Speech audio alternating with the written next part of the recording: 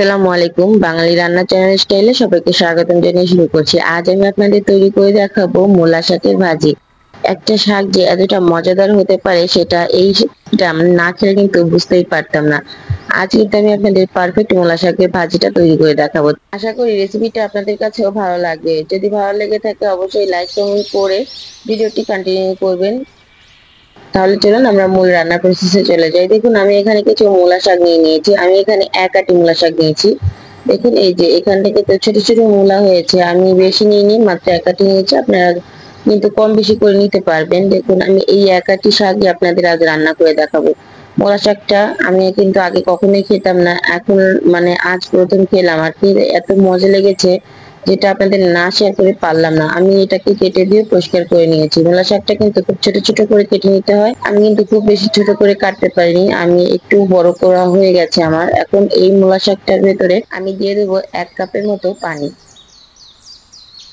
1 cup পানি দিয়ে সামান্য কিছুটা লবণ এখানে দিয়ে দেবো। আমি এখানে হাফ চামচের মতো লবণ দিয়ে দিয়েছি। আর এখন কিন্তু আমি এই লবণটাকে পানির সঙ্গে মিশিয়ে দিলাম। পানির সঙ্গে মিশিয়ে আমি এটাকে সরাসরি চুলাতে বসিয়ে দেব।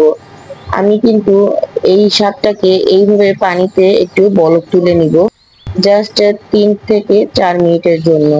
আপনারা কিন্তু অবশ্যই এই প্রসেসটা একটু করবেন, মানে স্কিপ করবেন না। এইভাবে যদি একটু 3 থেকে 4 মিনিট পানিটা বলক তুলে নেন তাহলে কি হবে, মূলা শাকের যে এক্সট্রা বাজে স্মেলটা আছে ওই বাজে স্মেলটা কিন্তু আর থাকবে না। আর মূলা শাক থেকে কোনো রকম কোনো মানে বাজে স্মেলে আসবে না, সুন্দর একটা ফ্লেভার বের হবে যদি আমার এই সেম প্রসেসে আপনি রান্নাটা করেন। এখন আমি পানিটা ঝরিয়ে দেখুন নিয়ে নিয়েছি। এখন আমি চুলায় আবারও চলে যাবো আর চুলায় দিয়ে দিচ্ছি একটা কড়াই। এইভাবে যদি আপনি মূলা ভাজিটা করেন একদিন, তাহলে দেখবেন যে কখনো মূলা ভাজি খায় না সেও কিন্তু মজা করে মূলা ভাজিটা খেয়ে ফেলবে। এখন আমি তেল দিয়ে দিয়েছি, আর এখানে সাদা তেল দিয়ে দিয়েছি। তেলটা সামান্য একটু গরম হয়ে আসলে আমি এখানে ফোড়নে দিয়ে দেবো কিছু শুকনা মরিচ। আমি এখানে 3টা শুকনা মরিচ মাঝখান থেকে ফালি করে দিয়েছি। শুকনো মরিচটা দিলে কিন্তু খুব সুন্দর একটা ফ্লেভার আসবে, খেতেও ভালো লাগবে। অবশ্যই শুকনো মরিচটা আপনারা দিয়ে দিবেন। শুকনো মরিচটা যখন একটু ভাজা হয়ে যাবে তখন আমি এখানে দিয়ে দেবো বেশ কিছু কাঁচা মরিচের ফালি। যেহেতু প্রথমে আমি কোনো কাঁচা মরিচ ব্যবহার করিনি শাকটা সেদ্ধ করার সময়, এখন কিন্তু 7 থেকে 8টা কাঁচা মরিচের ফালি আমি এখানে দিয়ে দিয়েছি। ঝালটা আপনারা আপনাদের পছন্দ মতো দিবেন। এটা একটু ভাজা হয়ে গেলে আমি এখানে দিয়ে দেবো 1 মুঠোর মতো পেঁয়াজ কুচি। আমি এখানে বেশ কিছুটা পেঁয়াজ দিয়ে দিয়েছি। ভাজির ক্ষেত্রে পেঁয়াজ এবং রসুন, তেলটা এই 3টা জিনিস একটু বেশি করে দেবেন। তেল, পেঁয়াজ, রসুন একটু বেশি করে দিলে ভাজির টেস্টটা কিন্তু খুবই ভালো আসে। পেঁয়াজটাকে আমি 1 মিনিটের মতো একটু নেড়ে ভেজে নিয়েছি। তো পেঁয়াজটাকে 1 মিনিটের মতো ভেজে আমি এখানে দিয়ে দিলাম রসুন কুচি। আমি এখানে একটা রসুনের অর্ধেকটা নিয়ে নিয়েছি, বড় রসুন পুরোটা দিয়ে আমি এখানে ভেজে নিচ্ছি। দেখুন একটা বড় রসুনের অর্ধেকটা দিলেই কিন্তু 1 মুঠো শাকের জন্য পারফেক্ট। এখন যখন এইভাবে বাগারটা একটু ব্রাউন কালার হয়ে যাবে তখন আমি এখানে দিয়ে দিচ্ছি চিংড়ি মাছ। আমি এখানে ছোট মিডিয়াম সাইজের কিছু চিংড়ি মাছ নিয়ে নিয়েছি। চিংড়ি মাছটা আমি এর সঙ্গে একটুখানি ভেজে নিচ্ছি। এখন চিংড়ি মাছের জন্য আমি এখানে দিয়ে দেবো খুব সামান্য পরিমাণে একটু লবণ। লবণটা দিয়ে আমি আবারও নেড়ে একটু ভেজে নিব। 30 সেকেন্ডের মতো ভাজা হয়ে গেলে আমি এখানে দিয়ে দেবো সামান্য একটু হলুদের গুঁড়া। যেহেতু চিংড়ি মাছ এখানে ব্যবহার করেছি এর জন্য কিন্তু আমি জাস্ট চিংড়ি মাছের জন্য একটুখানি লবণ আর হলুদ ব্যবহার করেছি। যদি চিংড়ি মাছ কেউ না ব্যবহার করেন সেক্ষেত্রে কিন্তু লবণ এবং হলুদটা স্কিপ করবেন, লবণ হলুদ দেওয়ার প্রয়োজন নেই। শাকে প্রথমে কিন্তু সামান্য কিছুটা লবণ দিয়ে দিয়েছিলাম।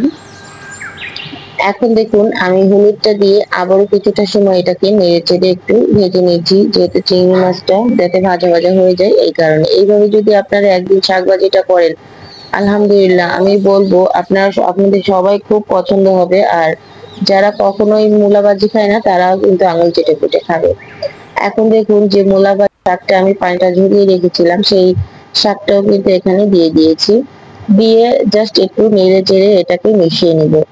এখন কিন্তু যেহেতু আমার শাকটা সেদ্ধ করাই আছে আর এখানে বাগারটাও রেডি, এর জন্য কিন্তু খুব বেশি আর প্রয়োজন হবে না সময়ের।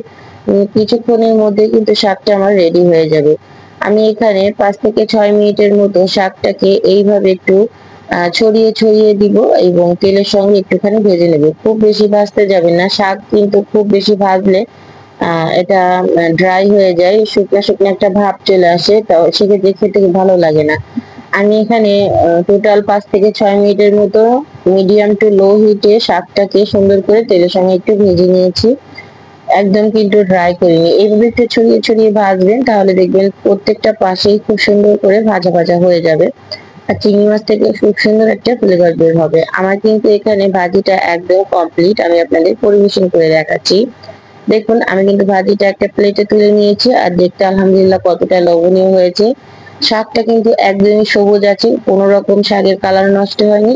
আপনারাও এইভাবে একদিন বাসায় ভাজি তৈরি করে দেখবেন, খেতে খুবই ভালো লাগবে। আলহামদুলিল্লাহ আপনাদের অনেকেই এরকম একটি রেসিপি পছন্দ হবে। আশা করি আমার ভিডিওটি ভালো লেগেছে, ভালো লাগলে লাইক কমেন্ট শেয়ার করবেন এবং আমার চ্যানেলটি সাবস্ক্রাইব করে রাখবেন।